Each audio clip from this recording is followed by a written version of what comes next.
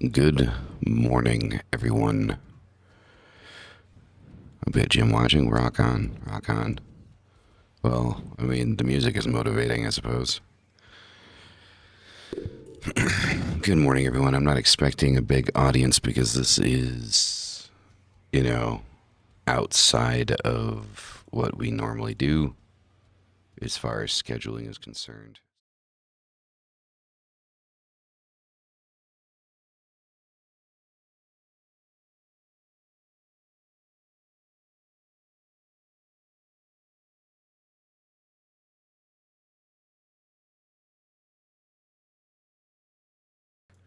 Sorry, had to re-add my mic. I'm using normal OBS again and messing around with things. So yes, it is a special edition of Satan and Coffee. The title for today's show is The Trauma Model. The music, I think, in the intro here is very much, you know, reminiscent of what this is going to be about. So also, I missed the Friday show because I was up at 2 o'clock in the morning and I was working and I went back to sleep and couldn't get up. So I figured might as well do a makeup episode. I'm up, so why the fuck not? So what we're gonna be talking about, first and foremost, I'm just tired, guys. I'm tired. I want to preface this that this isn't political. I really don't fucking care about anybody's politics. I don't care if you're a Republican, if you're conservative, if you're a libertarian, if you're liberal, if you're leftist. I really don't fucking care, because this is something that everyone, regardless of what your alignment is, if you're white light, if you're black flame, if you're right, left, this should be something that everyone should resonate with. And the sad thing is as I'm sitting here and I'm speaking, I know that there are going to be people that don't. I know that there are going to be people that don't resonate with this. I know that there are going to be people that are going to get upset about this or feel attacked about this. And if you happen to fall on this video and you feel attacked, I don't know you. I don't know who you are. I don't know what you've gone through. So if you feel attacked, then I really think that that's something inside of yourself that you need to be looking at, because it has nothing to do with me.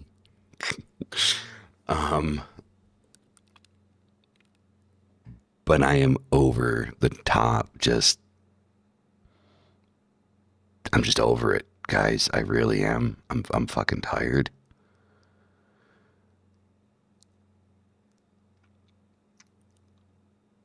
The one thing that I've always tried to do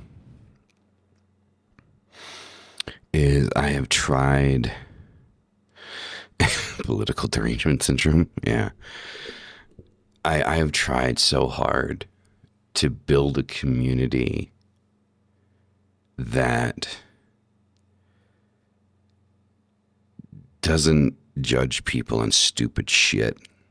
And I think I've done a pretty good job of that.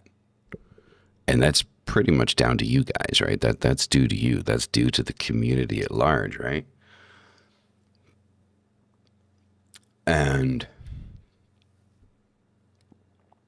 the one thing that I'm noticing in society, we're going to talk about the differences between morality and ethics, because there is a difference.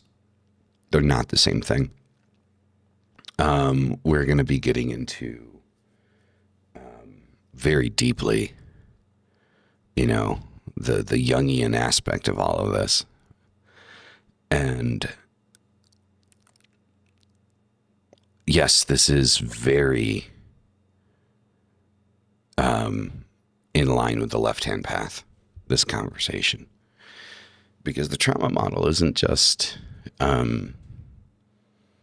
it's not just about like what's going on now, but it's to the individual. We all go through trauma.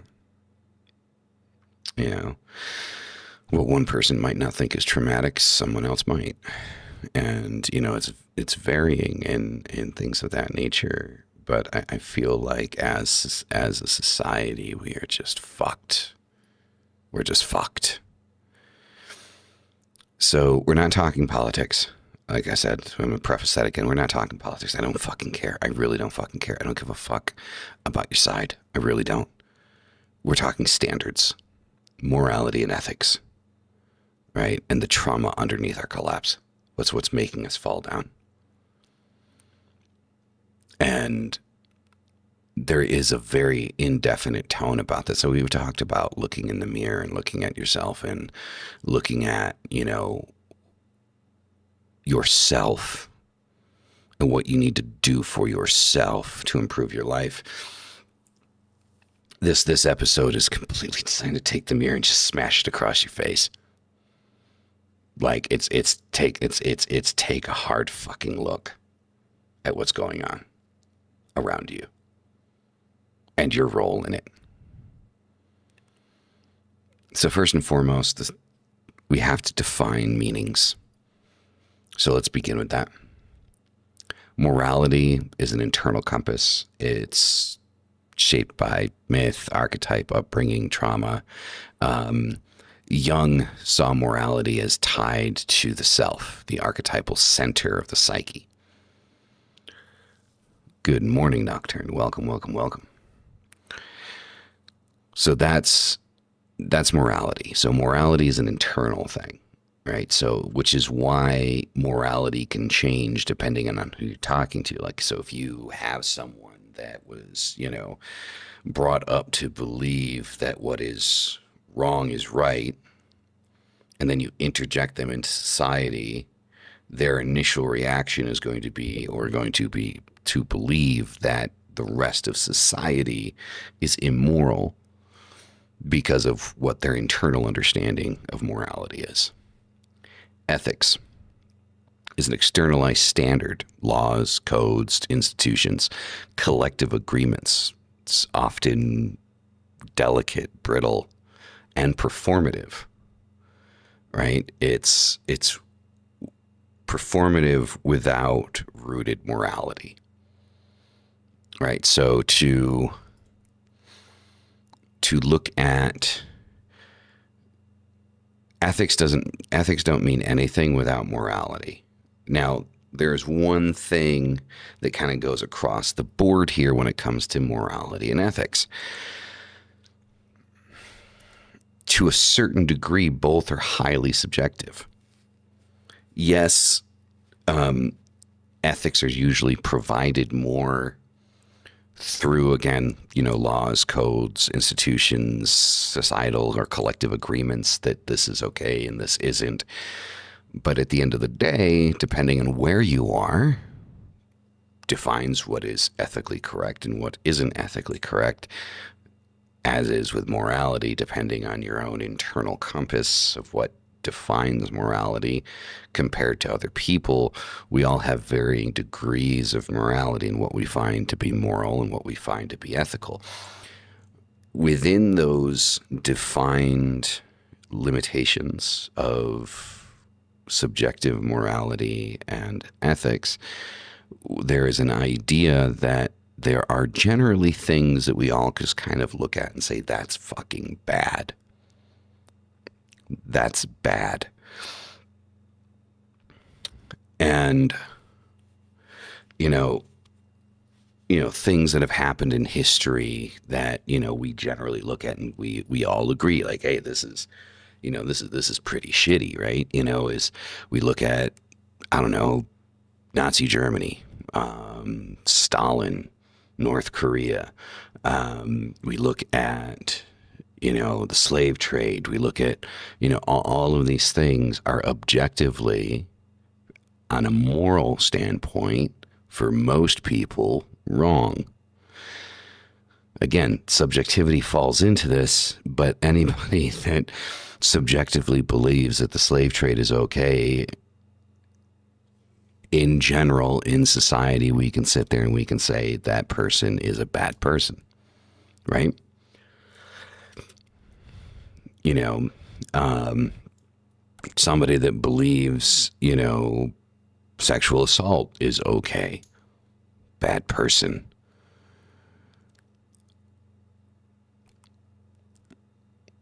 And I don't want this to be political. I don't want this to be political, and I don't want anyone in the chat or anyone watching this to make this political, because that's not what this is. But I have to use the most recent example of, the moral decay of society. Generally speaking, I would always say we can all agree that murder is wrong. I can't say that anymore.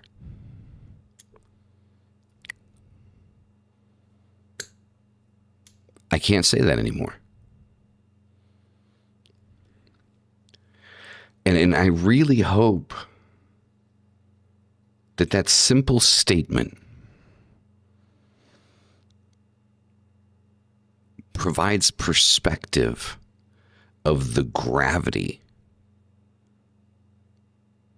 and seriousness of the moral and ethical crisis that we as a society are now in. We are, without doubt, question, in a moral and ethical crisis.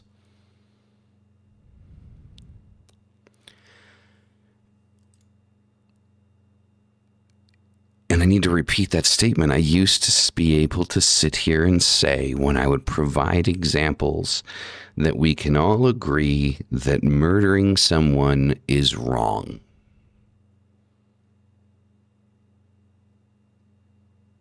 I can't say that anymore. I can't.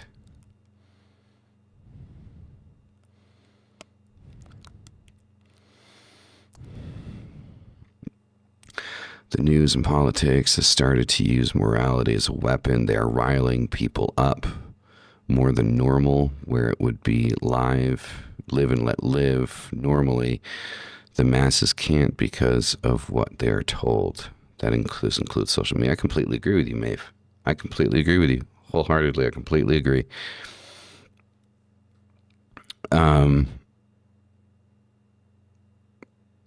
And I'm honestly, I'm dumbfounded.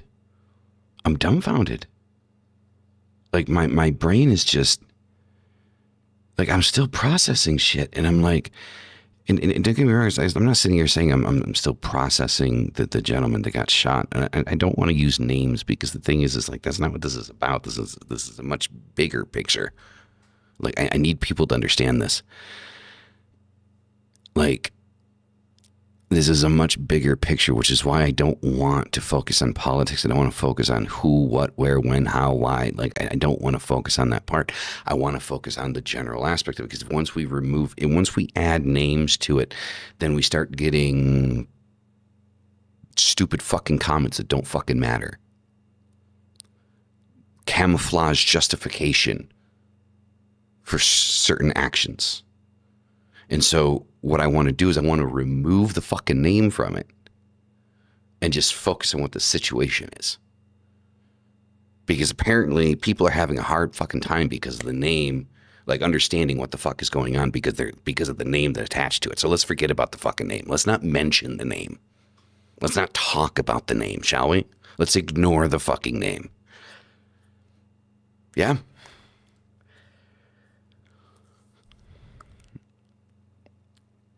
The big picture of what we're going through as a society is disgusting.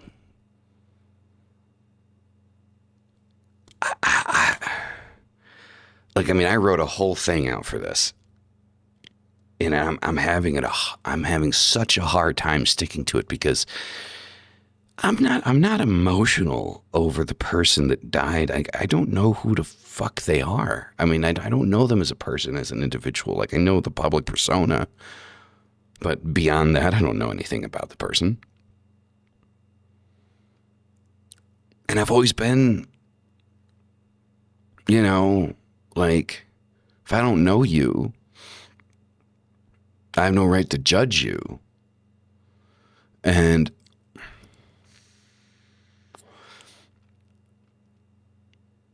it's the aftermath that I'm really having a hard time studying, because this shit happens all the time. Right? This type of shit happens all the time. This is nothing new, right? Martin Luther King was assassinated. John Kennedy was assassinated. This type of shit happens all the time. People get shot and killed because of whatever fucking reason, right? Whatever reason, right? It happens every day. People die every day. And I'm not saying that doesn't mean that, their lives are worthless, or that, it's not important to remember the person. But I think we're beyond that point. We're fucking beyond it. Like, assassinations happen all the time. Are they right? No, they're not fucking right. But it's not a new thing in history. It's really not. It's the fucking aftermath that I'm sitting here going, my brain can't process what's happening. Like, I'm not even kidding. Like, my brain is having such a hard fucking time processing what's going on right now with the aftermath, and how people are acting and how people are treating this shit.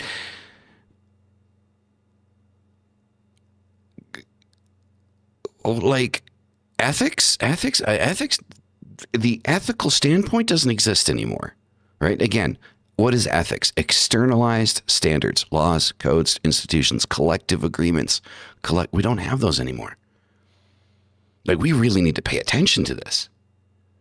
Like, we really, truly need to pay attention to this. Like, I don't understand if people don't understand the severity of what is going on. There are no more ethics. Everyone's definition of what ethical is different. And with everyone having a different definition of what ethical is, there are no ethics, because ethics are a collective agreement. It's a societal agreement. It's something that we all agree on and say, this is the line.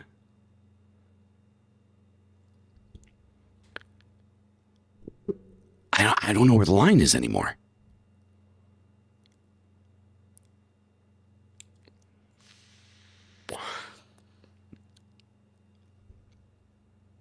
I don't.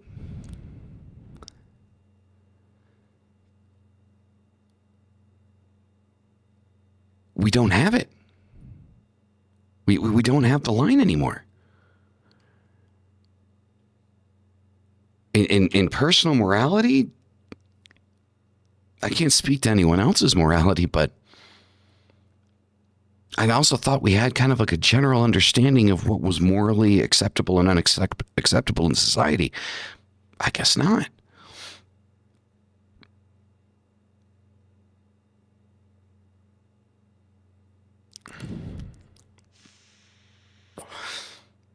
Yeah, but the thing is even those start to fall through. Even those start to fall through the cracks. We see that shit in New York, in California, Texas. Like, those are falling through the cracks as well.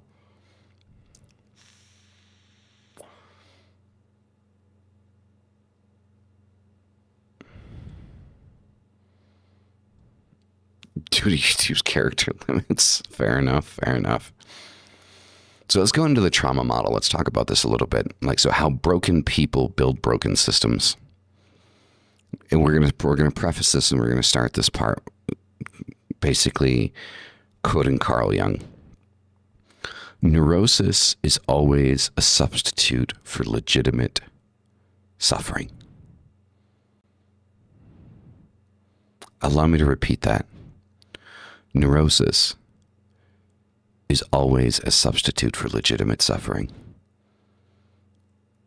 How does the process work? Trauma, defense, protection. People externalize their wounds, then demand the world bend to them.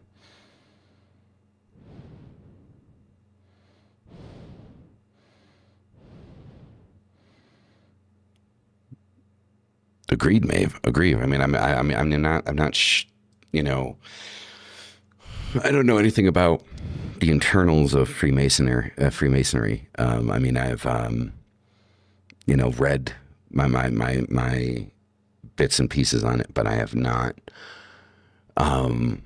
dived, too deeply into it. I've never been in a lodge or anything of that, nature.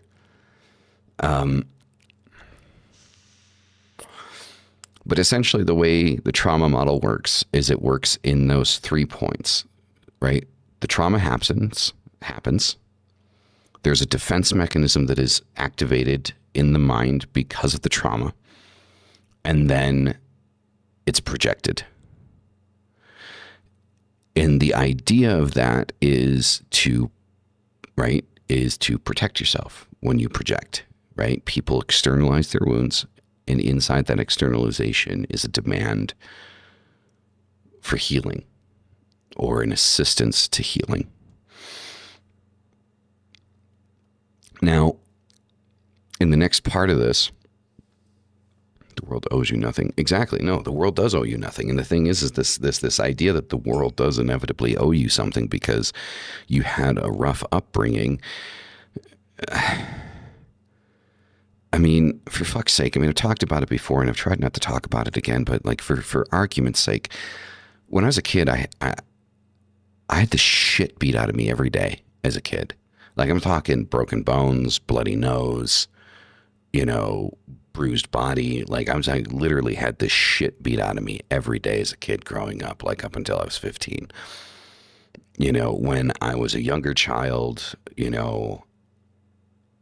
like the ages of 6 and 7, I was molested and taken advantage of by several people, not just one, but several people in my life, took advantage of me in that way. I expect nothing from society due to the things that I went through. I have no expectation from society because of what I went through.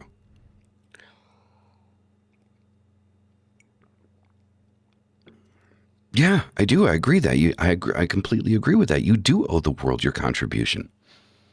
You do. It might not feel that sometimes. It might not feel that way sometimes, but I definitely do believe that you owe a contribution to one way or another. So, participation mystique, and this is another Jungian concept. Fusion with collective archetypes. People lose individuality, become possessed by ideological gods. Left, right, religion, nationalism. Okay, it's participation mystique. It's the appeal of being a part of something that is larger than yourself. Right? We become obsessed with the idea of being a part of something much larger than ourselves. Like we're doing something important, which makes us feel like our life matters. Right? And we fuse ourselves with collective archetypes, whatever that archetype might be. Like it could be Christianity, it could be occultism, it could be right-wing politics, left-wing politics, it could be, gun culture, racing culture, game culture, streaming culture. There's so many things that we fuse ourselves to. And then we lose our individuality. We lose the individual perspective and think that we need to press the narrative, right? To maintain acceptance. Because one of the things that human beings fear the most is rejection. And we don't want to be ostracized from our communities because we are tribal creatures. And so, because of the fear of ostracization, we fool ourselves into believing that we do believe that what we're doing is right. The world does not equal society. I agree. The world isn't. There's a global society. There's individual nations and societies inside of that. But, we are tribal creatures. We have a necessity for connection. And so we try to find that connection in society among so many people. We feel most at home when we have these small little cliques, right? These small groups of people that we spend the most of our time with. And there is a dopamine reaction, a serotonin reaction in the brain when we have a tribe, when we have a clique, which is one of the reasons why we do it in high school. The jocks with the jocks, the theater kids with the theater kids, the goths with the goths, the scholarly ones with the scholarly ones. I don't want to say nerds, but, it is what it is. And there is a chemical reaction in the brain that tells us that when we are in a small group of people that share our ideals, we are safe. And it is that safety that produces the chemical reaction that makes us want to continue that. And then we continue to try to find that as we grow and as we progress in life. And when that connection is lost, when we don't have that group anymore that we associate with, that we fuse ourselves with, or we begin to see someone or something challenging that safety, it feels like a threat. And we respond to that threat. And that perceived threat in itself can be perceived as trauma. Shadow projection is when we dump our unintegrated darkness onto the enemy. Both sides claim moral superiority while excusing violence. So that's shadow projection. So when we have these aspects of ourselves, these unintegrated aspects to our personality that we haven't been able to accept in ourselves yet, we begin to project that part of ourselves onto other people. And it's not difficult to see in society today, and especially with recent events, of how that plays out. Right? We, as human beings currently, society currently is there on whatever side people are blaming others for doing the exact same thing that they themselves have done, which is why the thing that has like broken my brain is the amount of comments of one denouncing an action and saying it's this, and then the other side bringing up another action saying, well, what about this that was done by your side? And then the other side gets defensive, and it's a back and forth, because at the end of the day, both have participated in the degradation of society.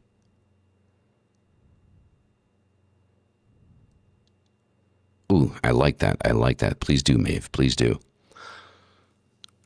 And so that this is where we're falling into this hole of the degradation of society, because the thing is it's all the same thing. We're each side objectively removing humanity from it is guilty of the same crimes. And the problem is that we continue to try to remove humanity. We try to dehumanize everyone because we don't agree with their deeper ideals. So we have one side dehumanizing various groups because they don't agree with the lifestyle. And then we have the other side justifying dehumanization of the other side because of that.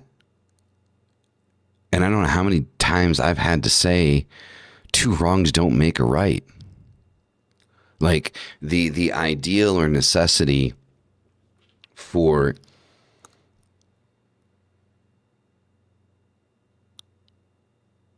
violence is to defend your physical safety. The only time that I can, as a human being, justify violence of any kind is in defense of myself or people that I care about in an immediate, dangerous situation that is a life-threatening situation, or one that threatens bodily harm, and therefore an equal and balanced response is necessary. But there is a huge difference between being in a situation where you truly are in threat of bodily harm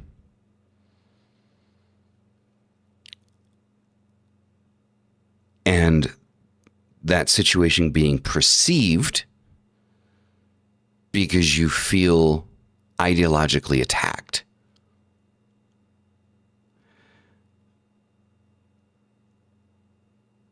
Discourse over ideology is not violence. Violence is violence. We need to stop blurring the lines in the language that we've all agreed upon using. And that is another problem that is happening in society, and it's been happening for the last almost 10 years now, is that we are continually blurring the lines of what words mean and how they affect us.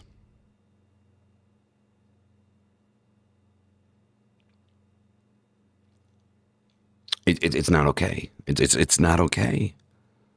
And I'm tired. Oh my God, I am so fucking tired. I am over this shit. I really am. I don't give a fuck about names or places or things or sides, because this whole fucking concept of us against them, it's gonna kill us. It's gonna kill fucking all of us. All of us. So entire systems are now built by traumatized egos externalizing pain rather than integrating it. That is why ethics feel like empty rules and morality feels dead.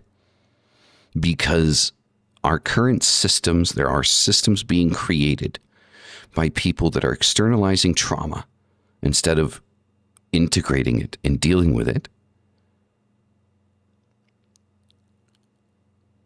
And projecting that aggression into the policies that they're pushing forward. And this is both sides. In the issue with a statement like this is a leftist is going to think I'm talking about them, and a conservative is going to think I'm talking about them. And here's the truth. I'm talking about both of them. I'm talking about fucking both. I'm not talking about one or the other. I'm talking about fucking both.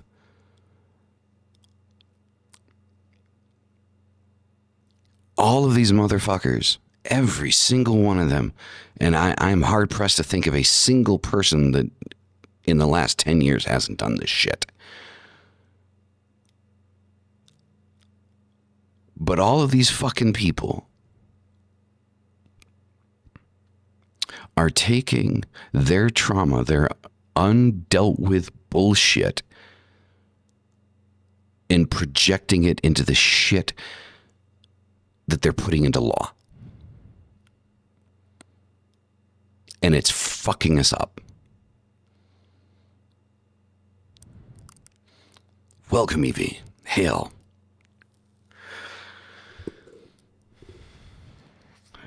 I'm playing for dominance. You have a point with high school. well, I mean, we society. I mean, society's not stupid though. At the end of the day, right? Governments aren't dumb. Like they know that, like everything in society is designed not to open your psychology, not to allow your psyche to advance and grow and become better, but to dumb you the fuck down. From the day that you're born and you start to go to school, everything you do is designed to indoctrinate you into one thing or another. It is control masked as freedom of choice. That's what it is. That's all it is. That's all it's ever been. Everything is a play on your psychology. Everything, there is so much work that is done on the human brain, the human psyche, and who we are as people. We're getting fucking played, man. And we're too stupid to see it. And I'm done. I'm done. I'm fucking over it. Like, if things keep going the way that they're going, we are fucked.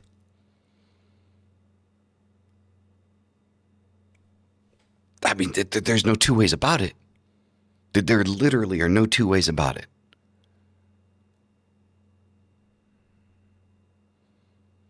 If we keep going the way that we're going, if we can't find a common line for every single one of us to toe, we're done. We're done. We're fucked. I thought we had that. I did. I thought we had that. I was comfortable in my life believing that we had something that we believed all of us had in common. Our humanity. And our right to live. Forget the details. Forget the details. Don't go into the details. Don't overthink it. Don't attach it to ideology. Those two simple points. We're all human and we all have the right to live.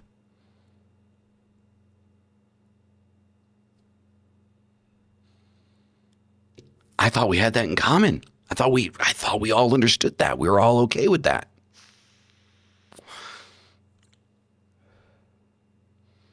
I thought that was something that we all agreed on.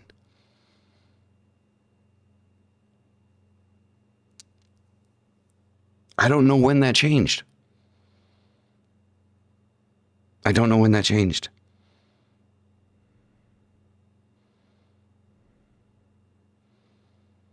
If you choose wrong, you will be punished. Yeah, that's how it's supposed to be. I don't know.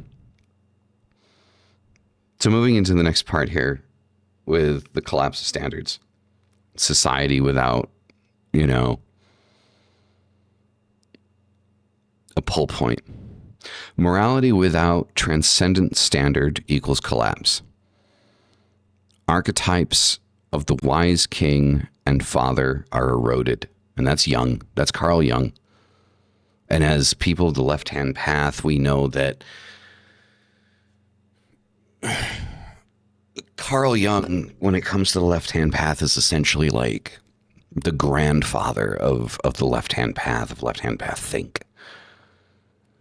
We all look at Carl Jung and choose Jung over Freud and believe that Jung understood something that Freud didn't about the human psyche. And the most depressing thing that I'm seeing in society right now, at least, you know, with those of us that do understand Carl Jung and do understand kind of like the psychology behind it, you know, that, well, I mean, true, it's an absolute that's in common, right? And yes, people forget it. But the problem is that when you do forget that, when you forget that that is the commonality that we all share, everything begins to break down. And when it comes to the Carl Jung aspect, at least when it comes to the left-hand path, you know, and those that are into psychology enjoy Carl Jung, you know, as, you know, kind of like an example to follow to work through your trauma and, you know, integrate it and become a better person. That's what we're all trying to do, right? We're all trying to become better people. We're all trying to be a better version of ourselves. You know, that it is a consistent thing that we're constantly always trying to achieve, is to become a better version of ourselves.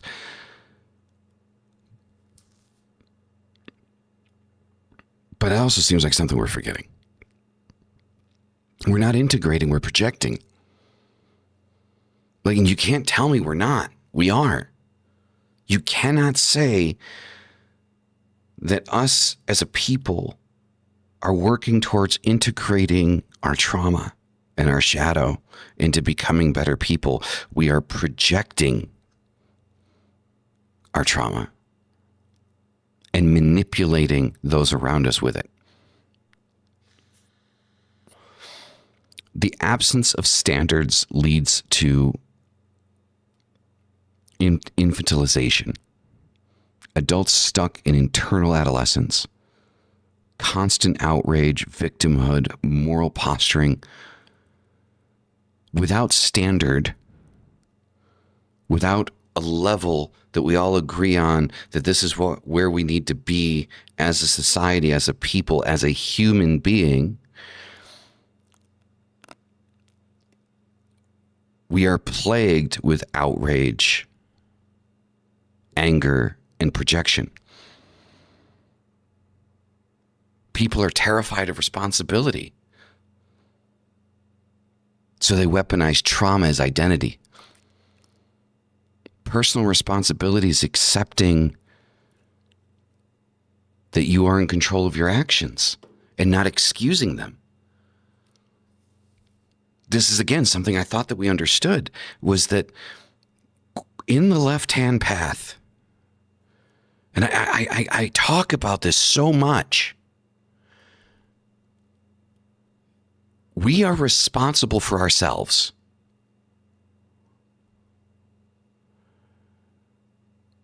We are accountable for our own actions. We are the only one that makes a conscious decision or choice to do something.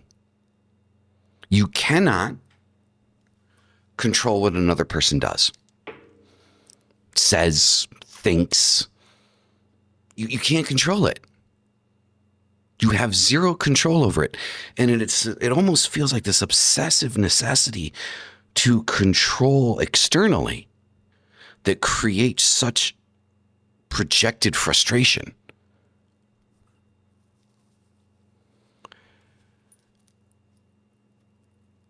And because we're incapable of controlling our environment and those that are a part of that environment, we lash out.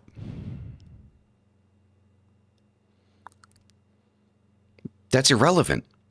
That's irrelevant. That's completely irrelevant. Influence doesn't fucking matter. You still have to make a choice.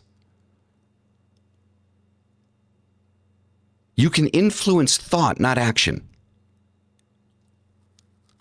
An action is a conscious decision of another person. I can talk about human sacrifice in the left-hand path, and that could influence someone into thinking about human sacrifice and about the power that is connected to human sacrifice. But it's not my responsibility if that person so decides to go forward and sacrifice a human being. That's not on me.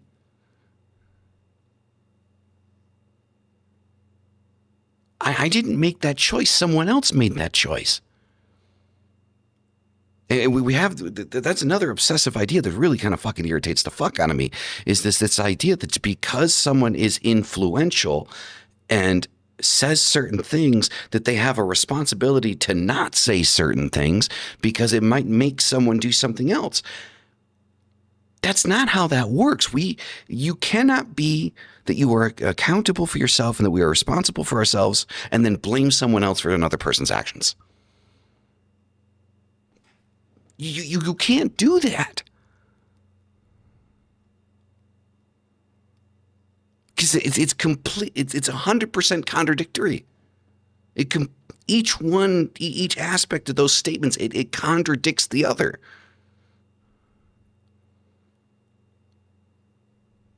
We hold those responsible. It's like the whole thing with what's recently happened with the gentleman that was assassinated. One side is blaming an entire community of people for that action.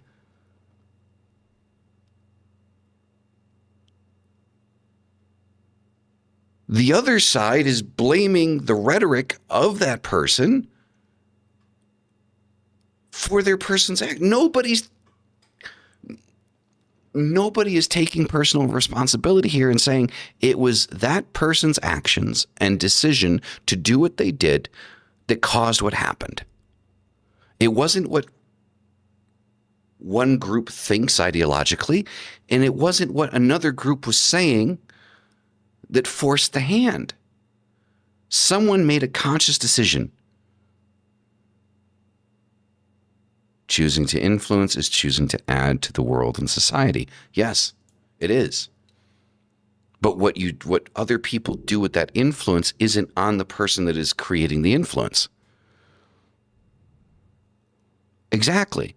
And so the thing is until we're capable of understanding that point and saying, okay, this individual was responsible for their actions,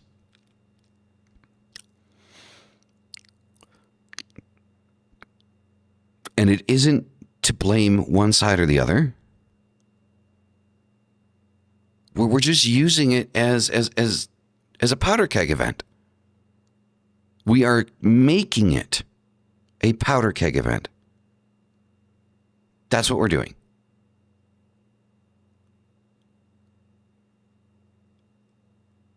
And it's just ridiculous to me. And as people of the left-hand path, I find it to be our responsibility to course correct as much as possible here. They're trying to blame video games again too. God, that's such an old argument. The next one to come up is music.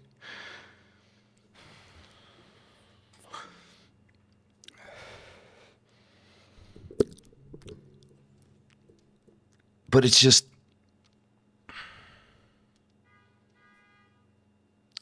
that the whole situation is just fucked. And it's the aftermath that I'm worried about. Because like I said in the beginning, and I'll reiterate my point, people die. It's tragic. It's sad. It's upsetting. You know, I mean, I had a family member die in 9/11, you know, albeit, you know, I wasn't very close to the individual, but You know, they were a volunteer firefighter. They died 9/11. I didn't take 9/11 personally. I went the extra mile and I went to live in Istanbul after 9/11 to be in a Muslim culture, to understand the culture better. Instead of making assumptions of everything that was going around at the time after 9/11, of what everyone is saying about Islam and, you know, Muslims and things of that, instead of falling into that, you know, that rhetoric, I went to a Muslim country to understand the peaceful majority. Instead of hating an entire fucking culture because of the actions of a few, I made the choice to throw myself into the middle of it to understand it better. And I have a lot of amazing memories from Istanbul. 2 years I lived there.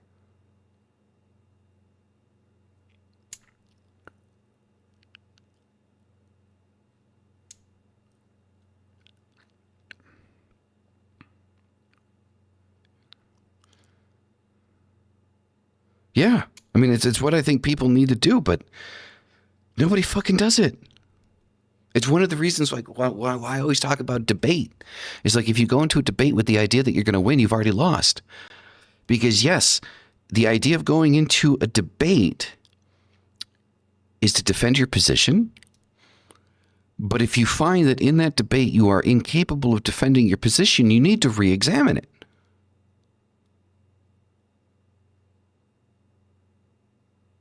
You need to re-examine your position if you're incapable of defending it. Either gain more information about your position that helps you defend that position, or in light of new information, begin to evolve your position because now you understand that there is a fault in your position. That's the point of a debate. But everybody comes up with these debating tactics that go in, oh, you can win this way. If you go into debate trying to win, just don't do it. What the fuck's the point? Well, what's the point? What's the point of debating? If you're going into it to win, if you're not going to try to understand the other side, if you're not going to try to learn something in the process, there's no point. There's no point.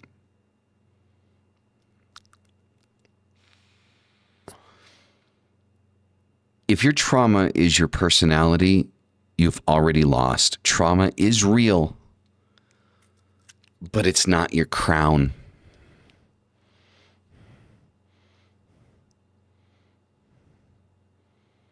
The fire of the heart needs to be tempered by the illumination of the mind. I completely agree with that statement, Evie. That is an amazing statement. Yes, debate had become loud frothing at the mouth. The fire of the heart needs to be tempered by the illumination of the mind. Yes, 100%. 100%. I mean, do I get passionate about my points when I go into a debate with somebody? Yeah, of course I do. But I'm always open. Like when somebody makes a point, I'm like, okay, I can't say anything to that. That tells me I need to re-examine stuff. I don't start making excuses. I bow out. I'm like, hey, that's a good point. I can't say anything to that effect. Let's move on. I need to look into that more. Most people just look at it as a fucking gotcha moment. And it's like,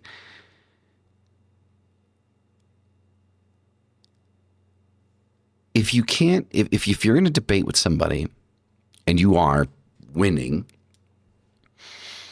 and your point comes across and your opponent goes, yeah, you got me there. It's not a moment to celebrate. It's a moment to connect. It's like, okay, let me talk to you more about that then. Let me explain this to you from my side more, and then you can look into it on your side. It is not a gotcha moment. It is a moment of connection. And we've lost that. We've lost it. It's about yelling and screaming and calling names and being pissed off 90% of the fucking time.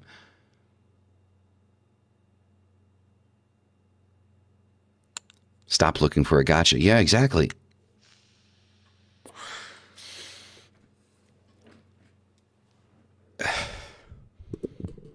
Because those moments where you're in a conversation where the person you're talking to says, yeah, I don't know much about that.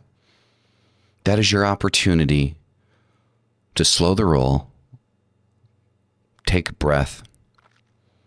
Let me tell you about my side a little bit. Let me explain this point to you, and maybe it's something that we can find common ground on. But it has gotten to this point where people don't want to have common ground because they look at it as patronizing or, fucking around with the enemy. And it's like, that's the sign of the other lost commonality of being human. We lost that commonality as if or rather, as Maeve put it, we forgot that commonality.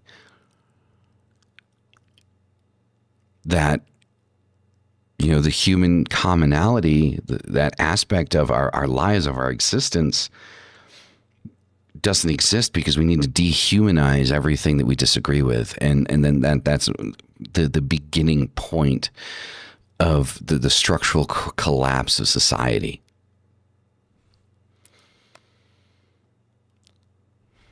So the expectation of morality versus the expectation of ethics. Morality is expected in the individual. It's about integrity, owning your shadow, integrating trauma into sovereignty. That's the expectation of morality, right? Morality expects you as an individual to act with integrity, to own your shadow and your trauma, and to integrate it into your own sovereignty, your own agency. Ethics is expected in systems, laws, codes, contracts, but ethics without moral individuals is just scaffolding over rot. It's just building over decay. Trying to claim an ethical standpoint, it's very hard for me because I try to connect with everyone. I empathize with everyone. I try to understand all positions. Same. I do. I fully do try to understand all positions. There have been so many things that I've seen over the last few days that have just, I don't even want to say have made me angry because they haven't made me angry. They've just been so disappointing to see other human beings acting in the way that they've been acting. And it doesn't make me angry. It just disappoints me. It makes me sad. Like, more than anything, it just makes me sad.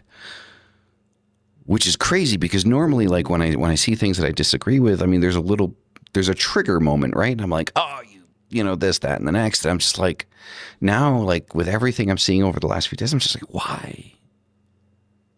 Why? It's the thing that's making me tired. Because it's scary. It's terrifying for everyone. Because you have one side blaming the other and then saying that they need to be more radical. And it's like, no, you don't. You don't need to be more radical. That's the last thing we need is more radical people that partake in radical action. That's the last thing we need. It's only going to hurt us.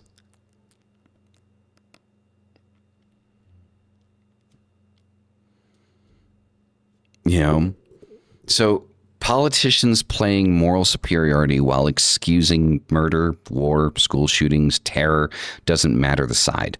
Both scream ethics while lacking morality.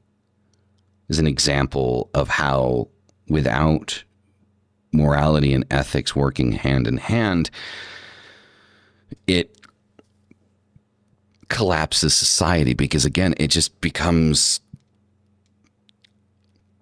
a blanket over a pile of shit when you have ethics without a moral compass. And this is assuming that the morality, there is this generalized understanding of a moral code in society, which I am very aware that is breaking down by the day. But with the assumption that we share, the moral compass of the basic fundamental concept and ideology that we are all human and all humans deserve to live. If you don't have that basic duality inside, or that basic dual concept inside of your moral compass, and can excuse violence towards someone because you disagree with them, regardless of side. And I need to keep reiterating this fucking point, because people I know are going to watch this thing and think that I'm leaning right on this, or I'm and I'm not. I promise you, I'm not. I'm really not. I'm just speaking to the general moral concept of society, and this very simple idea that we are all human and we all deserve to live. That is the point that I am focusing on with this. I am not taking a side here, because that is the most dangerous thing to do right now. And there is no side that I feel comfortable taking or being on. I say objectively what happened was wrong. It was inexcusable. It was cowardice.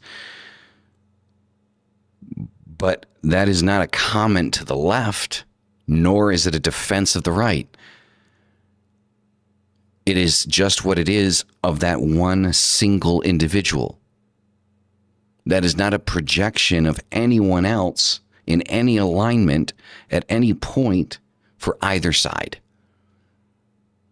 And the problem is to sit here and say that action, and then this is the fucked up part, to sit here and say that a murder was wrong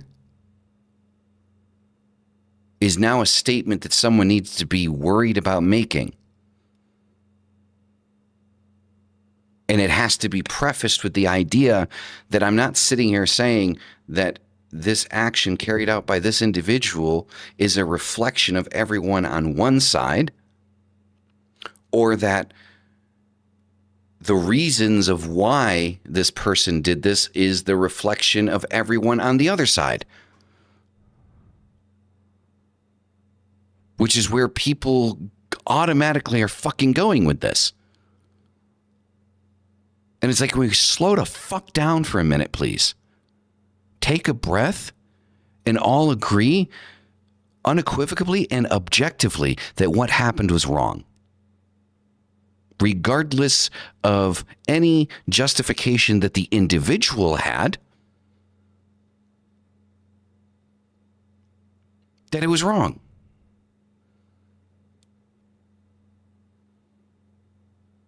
One should never speak for all.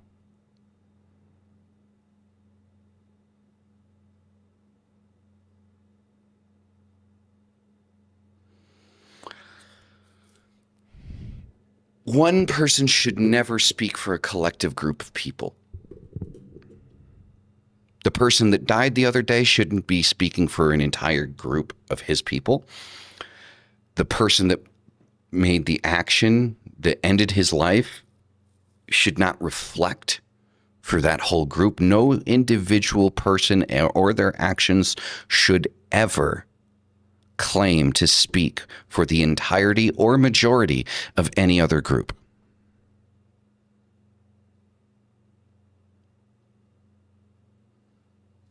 That's just my opinion with that.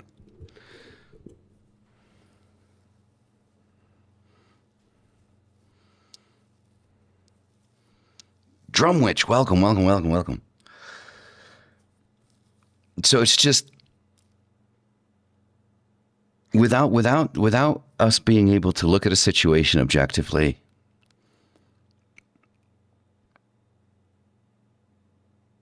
and looking at the fundamental basic, there's just the basic fundamental ideas of what is in part of that, we're lost. Because the thing is I'll reiterate the point. If everyone keeps looking at what the other person is saying as an attack on them personally, or what group they believe that they're infused with, because remember what we talked about earlier, right? We talked about infusing ourselves into the societal cliques, right? We find something that we connect with, whether that's politically, whether that is spiritually, and then we infuse our personality into it. It becomes some disgusting, mutated ideologue of self. And so long as everyone is treating the situation that way,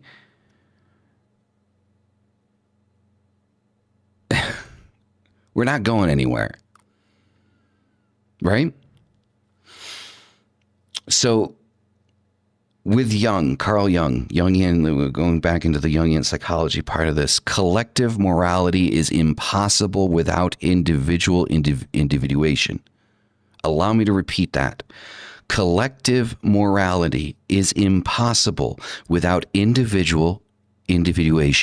If you cannot identify yourself as an individual and within your individuality align with the collective morality, there is no collective morality.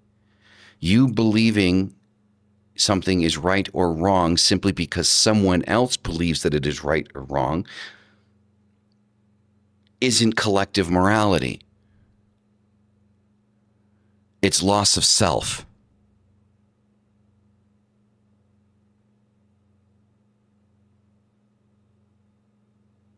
I had a funeral for a bee today, for real. A spider came in, not kidding. Wow. Like, legitimately, that actually sounds interesting. I'm not even kidding. That is not a sentence that you hear every day. So I'm going to say that one more time. Collective morality is impossible without individuation. And now here's the call out.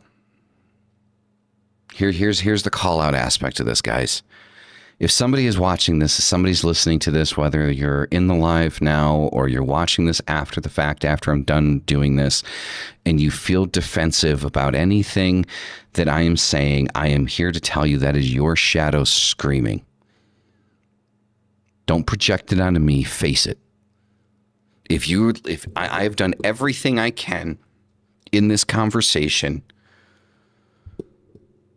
to avoid the talking points and the hate that is being thrown out in society on both sides in this conversation. I have done everything humanly possible. I have not mentioned names. I have not directly or indirectly blamed anyone for anything because I'm not doing that. I have done everything I can to make this as easy to understand for anyone that is watching this. And if you watch this and you get angry and you get upset and you get pissed off with me because of anything I said, whether you're right, whether you're left, whether you're whatever you are, I don't care. I don't care what you are. I really don't give a shit. I don't care if you're a conservative. I don't care if you're a liberal, if you're a libertarian, if you're apolitical. I don't fucking care. I really don't. I don't give a shit. But if you're watching this and you feel attacked and you feel defensive, don't project that shit on me, because that means there's something in you that you need to work on. I have tried to be as unbiased in this conversation as humanly possible. Am I more angry with certain people than other people? Maybe, but I'm still angry with everyone because nobody's handling this correctly. Nobody is doing things the right way. Nobody is towing the moral line. Everyone is talking about what is ethical and what is individually, like what they believe to be morally correct, and excusing an action that is apprehensible.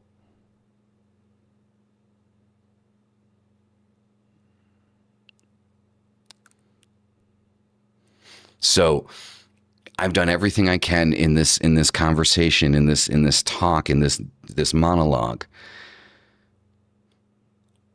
to remove the parts of this conversation that trigger people, that make people go defensive, to make people not want to talk about it and want to fight.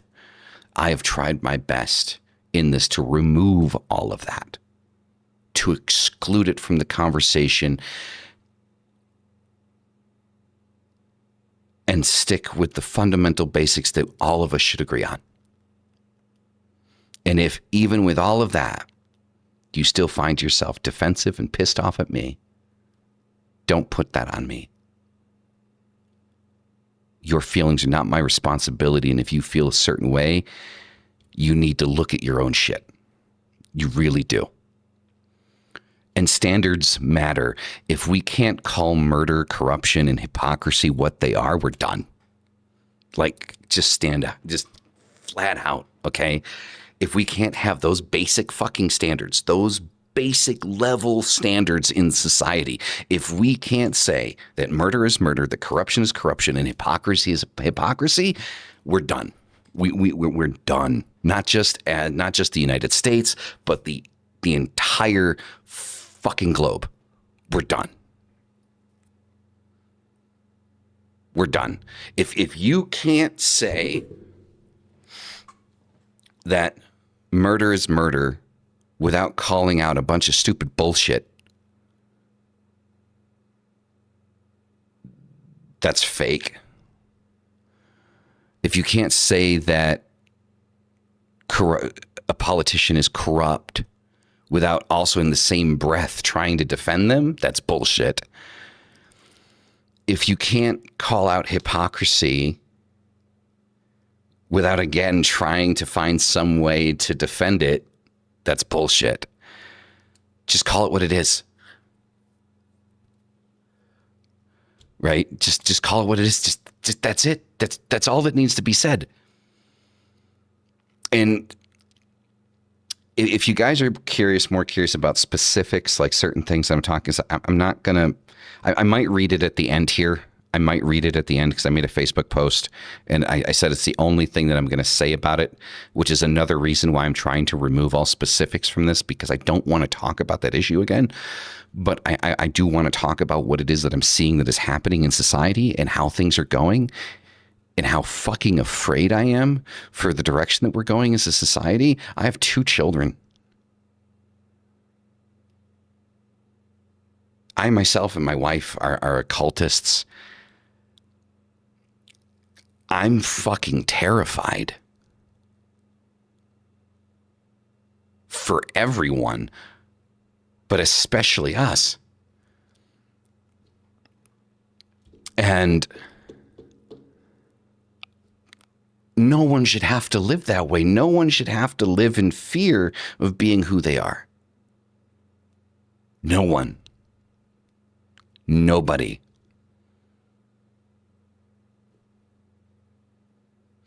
Trauma cannot be an excuse forever. We do need to eventually grow beyond it, or we're going to continue to perpetuate it in our lives and project it into other people's lives. Trauma can be a reason for some things, but then it very quickly becomes an excuse. And if we don't let go of it, if we don't integrate it and we don't stop projecting it, we perpetuate it. The left-hand path is individuation, by fire of understanding. It is the left-hand path is exactly what Evie said. I'm going to quote Evie. Evie, I'm going to quote you here because I believe that what you said falls squarely so well to what the left-hand path is when we're talking about debating.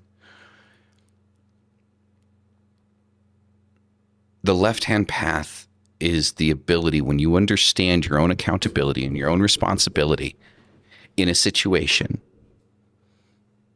and your own actions, the left-hand path is that path, especially for us. I think every human being should try to practice this regardless of path, but especially the left-hand path is being able to calm the fire of the heart through the illumination of the mind. It's having passion, but learning to be the best version of yourself through that passion by illuminating your mind. And it is through that combination of accepting your passion, that fire that burns inside of your heart, with the illumination of your mind that enlightens the soul. So Evie, I thank you for that statement because that is such a beautiful statement. I truly do appreciate that input and that addition, because I don't think that I could have said it better myself.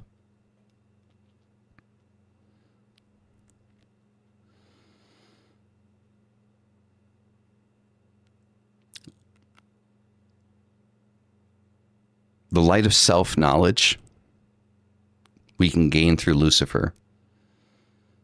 We can gain through the entities and the gods we work with.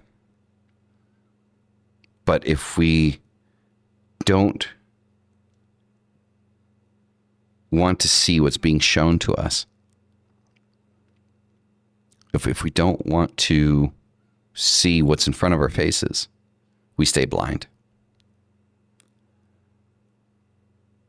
The only thing that I can say to that is if someone chooses to stay blind, is do not demand the world to stay in darkness with you.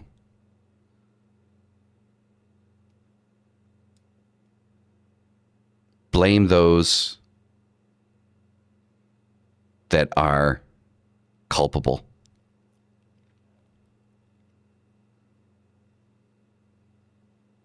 But do not project the pain and dismay that you feel because of a situation onto other people.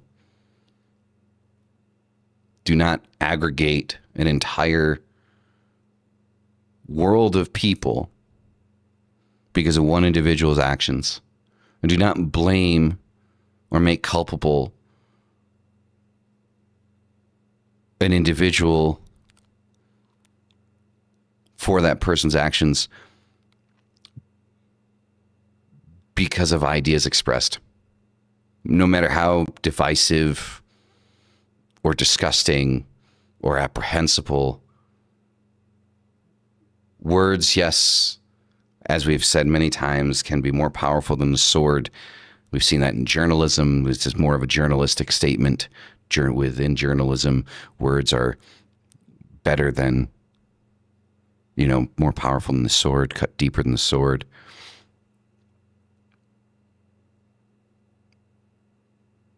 But because I say something, I shouldn't be blamed for somebody else's actions.